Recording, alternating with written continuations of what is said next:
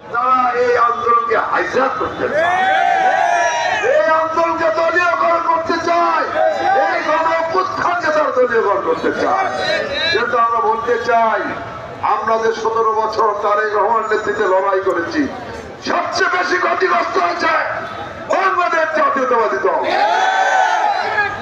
আমাদের নেত্রী বিএনপির চেয়ারপারসন বেগম খালেদা জিয়া তার থেকে রেহাই পায় নাই, জিয়া পরিবার রেহাই পায় নাই। সবচেয়ে বেশি ক্ষতিগ্রস্ত জিয়া পরিবার। আজকে আমরা কিছু বালকদের কাছে শুনি, কিশোরদের কাছে শুনি, তারাই নাকি সব করেছেন।